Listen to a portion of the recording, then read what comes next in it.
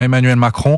Sur tous les fronts électoraux, le président finalise son discours à la Sorbonne sur l'Europe. Ce sera jeudi pour tenter de relancer la campagne pour les européennes de son camp. Il patine dans les sondages. Alors déjà, cap sur une autre échéance électorale, les municipales de 2026. Arthur Delaborde, le chef de l'État, à la manœuvre pour pousser certains poids lourds de son camp à se présenter. Ancrer le macronisme dans les territoires avant de quitter l'Élysée, c'est l'ambition du chef de l'État.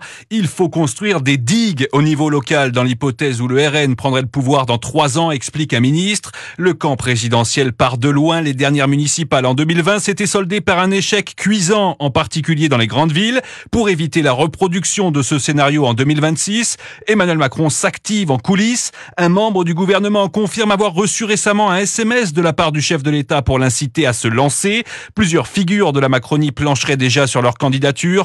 La ministre de la Culture, Rachida Dati à Paris, sa collègue chargée de l'enfance, Sarah El Haïry à Nantes, le ministre des Comptes publics, Thomas Cazenave à Bordeaux, la secrétaire d'État aux anciens combattants, Patricia Miralles à Montpellier, la députée Violette Spilbou à Lille, ou encore la secrétaire d'État à la ville, Sabrina Agresti-Roubache à Marseille, même si certains voient plutôt l'ancien ministre de l'Intérieur, Christophe Castaner, comme tête de liste dans la cité phocéenne. Les explications d'Arthur Delaborde.